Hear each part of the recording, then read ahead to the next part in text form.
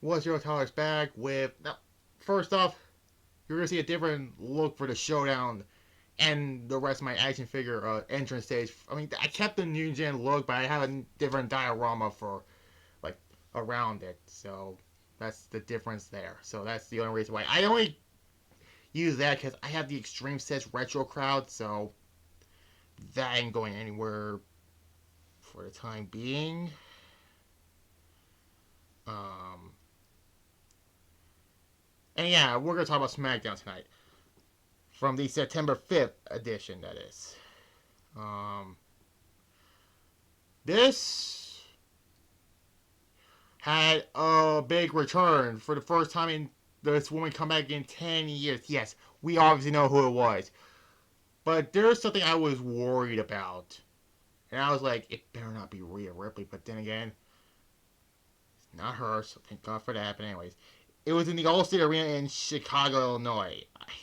Yeah, I know, Chicago. Whatever. So yeah, we actually kicked off with John Cena in his final appearance in Chicago. This will be his last SmackDown appearance. So yeah, they were allowed thank you Cena chants. Despite being a 17-time world champion, still you did not break Ric Flair's number because it's more than 16.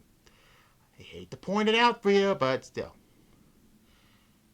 And there's that, Cena chants at Rob, and then you talk about, his WWE debut was in this very city, talk about, the whole thing about, ruthless aggression towards Kurt Angle and slapping him in the face, which, yeah, that was a way to make yourself a debut. That was a hell of a way you start your career, Cena. And there's that. I might talk about the 2003 No Mercy, probably. But then again, I want to talk about 2005 because that's Eddie's last pay-per-view, but I don't know which No Mercy you want to talk about. And this is and that. And then Cena is interrupted by Sami Zayn, the new US champion. He won that last week on SmackDown. For some reason, the fans were booing Sami Zayn.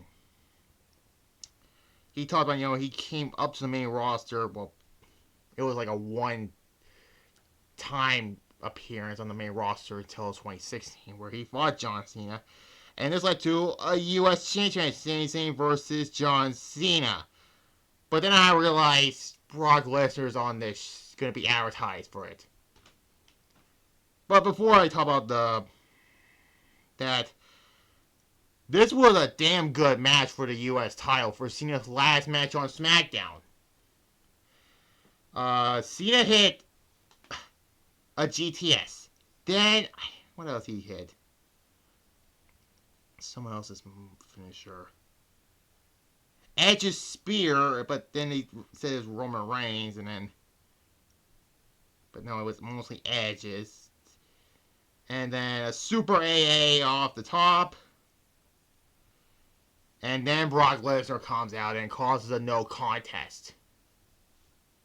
But I kind of expect that, to be fair here, but still. A great match. And this led to, Brock and Cena at WrestlePalooza. So we turn the clock back to 2007 with him and Orton, which is still probably my worst match of 2025. Then we turn the clock back to 2011 with John Cena and CM Punk. And now we turn the clock back to, I sort of guess, 2003 with Brock Lesnar and John Cena. That or 2012 or 2014 because they fought a lot, but I'm still saying 2003. 4 out of 5, great match. And there's that, and Nick Aldis was interrupted by Meldo Miz before Miz requested a tag title match. He walks away, and then Becky Lynch steps out of a limo, which we'll get to why there. But again, why Raw? But for this obvious reasons, I understand why, but this is a Raw feud. But still, I understand why they did this. There was an Aleister Black video package, and Damian Priest gets attacked by Aleister Black, and Aleister Black defeats Damian Priest. And this match had to fall John Cena versus Sami Zayn. And yeah, it was whatever. There's that. A 3 out of 5. I mean, it was a fine match, but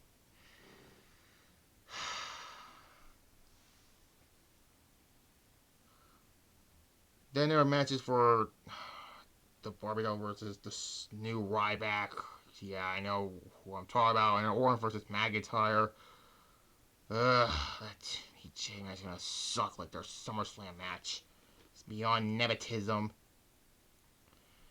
And then the final match is for the Women's U.S. Championship. Julia defeats Michin.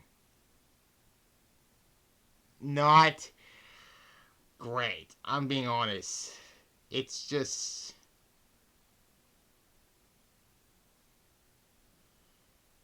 there. What's the point of the Women's U.S. title? I mean, when Becky Lynch is basically the best one of the four, singles titles, that's really, Becky should be in the Women's World title scene.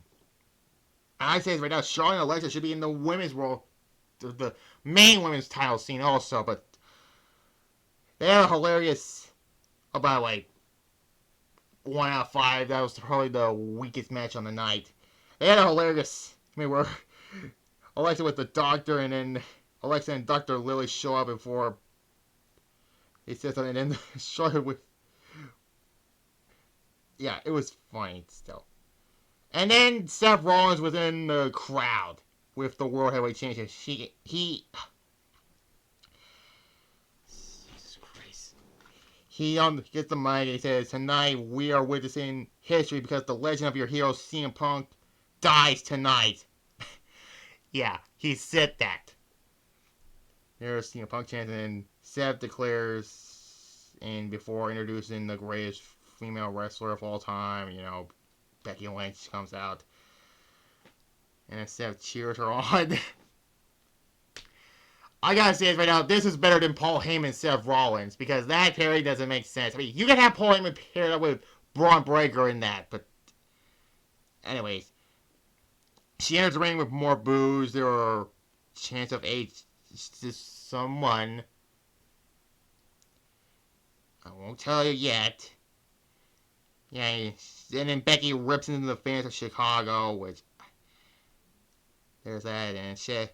And then, what else I'm trying to say?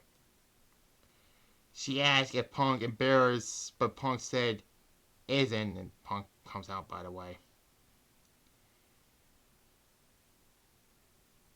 Before that, I said, "We're in Chicago. You don't think he can just snap his fingers and have one of his sisters come and beat Becky up?" He brings up Bayley, which... Okay. To which Becky said she beat her already. He also brought up Rhea Ripley, which I was worried she was going to be the one to be revealed as CM Punk's tag partner for a WrestleVision. No, that's my pay-per-view thing I did. Which last year, by the way, that did a lot of good views. Maybe because the Goldberg-Hogan match was on there. But yeah, you're probably going to see that next month also. I meant WrestlePalooza, my bad. Before Lynch responded by snapping Punk over and over again, Punk refused to fight back and then leaves the ring, and Becky tells him to run away. But then I realized it's gotta be who I think it's gonna be.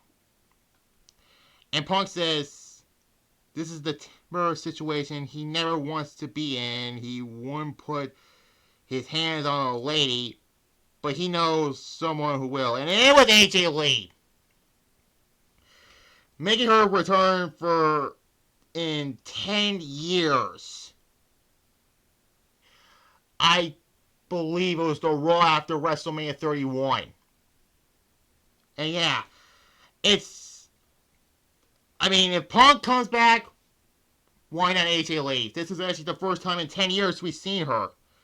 She went after Becky, and that was how the match ended. Not the match, Jesus Christ, how the segment ended. And this could be leaning us toward a mixed tag at WrestlePalooza. But still, there's been a lot of returns. Some good, like Charlotte and Alexa. That's probably my co-winners for Return of the Year. Yeah, I know AJ Lee's bad, but still. But you have some bad, like Nikki Bella, which is probably my worst Return of the Year. But then again, there's Brock Lesnar. But Well, hold on that. But still. So, regardless of that women's U.S. title match being flat, it gets a B, really. So, yeah. The Minecraft movie review will be tomorrow, and then Sunday will be the boring reveal game review also. And then Thursday, my second channel, you can start a clarification on that one, and you will see TNA Unbreakable 2005 on there. And also, Fall Brawl, WWE Fall Brawl 2000, and WWE Unforgiven 2003. And yeah.